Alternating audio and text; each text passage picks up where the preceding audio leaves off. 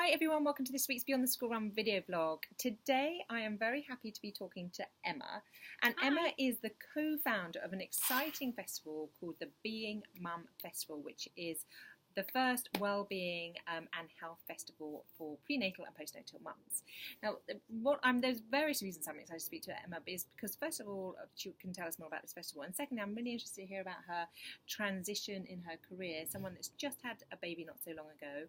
I often speak to people who have had children a while ago and their children are slightly older, so it's really interesting to hear how things have changed, or if they haven't changed, from someone of a slightly different generation. So here we are talking to Emma. Emma, thank you for being on Beyond the School Run video blogs. Thank you for having me. Tell us a little bit about the festival. I know you've been doing this on your maternity leave, which is amazing. You know, I got a press release from your PR person, and I was just really excited to hear about it. And so tell me a little bit more, please. So, Being Festival is a 2-day health and wellness festival for everyone who is trying to have a baby, is a mum to be, or has recently had a baby. And we have basically brought all of the specialists around all those kind of things under one roof. And that's everything from nutritionists, personal trainers, yoga instructors, CrossFit instructors, breastfeeding workshops, medics. We've got obstetricians, midwives, Brilliant. GPs. So anyone that's thinking about having a baby, or is pregnant, or has just had a baby, this would be everything they kind of need to know in terms of their well-being, all under one roof. Yeah, totally. Amazing. Myself and my business partner Kate, we were lucky enough to be pregnant at the same time, which a lot of people don't have that support. You kind of sometimes thrown into these like NCT classes, and then it's like, oh, you're having a baby within a month of each other, like all be friends. And so we were really lucky that we kind of already had that support. And I think for new mums nowadays, because that comes with so many kind of new challenges and things, whether it's mentally challenging, physically challenging, the effects it has on your life, your career, all of those sorts of things. It's having that support network is just and the wisdom. So key. It's Exactly. so important, and the sooner you can kind of connect with that information, I think the better. I often think that also in terms of how you potentially might work afterwards. I know we never really know until you've had a child, but actually to gather the information and wisdom and real authentic stories from other people, I think is just so valuable. Emma, what's also really interesting for me to speak to you about is how you're transitioning and how you've done this.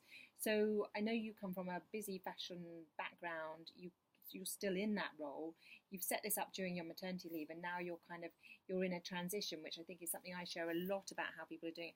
How are you finding that, and how are you kind of navigating with what you're going to do next in terms of doing that alongside having a child? Good question. I'm still trying to figure it out. None of us really do.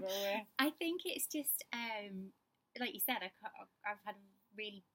come from a really crazy manic industry, the same as my business partner, and when this idea came about, we were kind of like, we're both interested in fitness and wellness anyway, and then when we were pregnant together, we were looking for all this information which just wasn't necessarily out there, and if it was on Google, and we were like, but is it trusted, like should we go with this or not?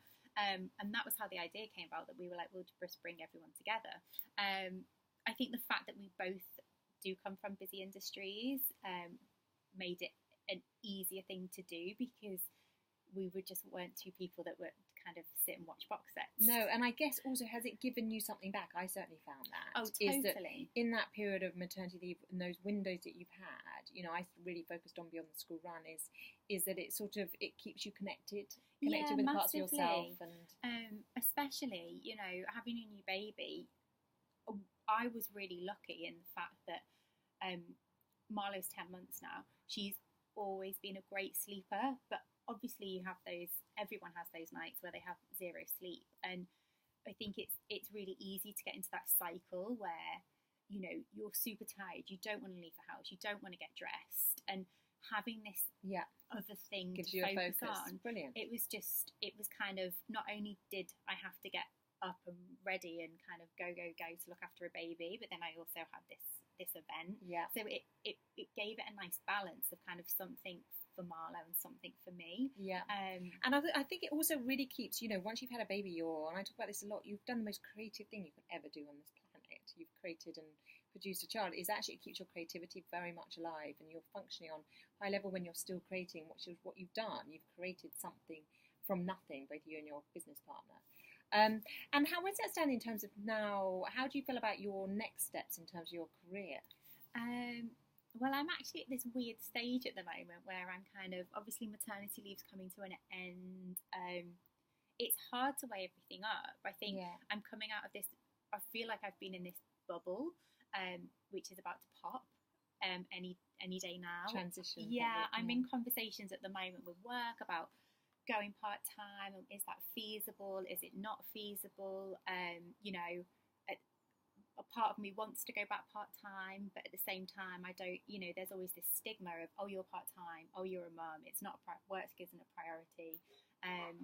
But you can I think the point with any of that is when you do returns, you can change that, because you can change. Exactly. Everyone can be part of the change. Yeah, and that's the thing. It's kind of making sure that, like, we kind of portray this united front together of, like, motherhood. We are the same person. Like, we can still do the same job. It's just, you obviously have to juggle things more differently. But we're still there. We're not kind of all of a sudden. So we're not going to go in you're working it out. But that's so interesting. And I think in this transition of how you work it out and what you've done in the meantime is brilliant with this festival. So that is this weekend, depending on when you're watching this vlog. Ticket details, Emma, and how people can find you, please. Yes, so our festival is the 12th and 13th of October. You can find us on www.beingfest.com. You can also find us on Instagram, which is being.mum.fest. We've also got Facebook. And you can buy tickets to any of our links on any of those platforms. Brilliant. And I'm really excited to see what you do next. So I'm probably be interviewing Emma again, finding out what she's done in the next stage of her transition of her career. So congratulations. Thank you. And thanks for sharing everything with us today. Thank you for having me. See you soon. Bye.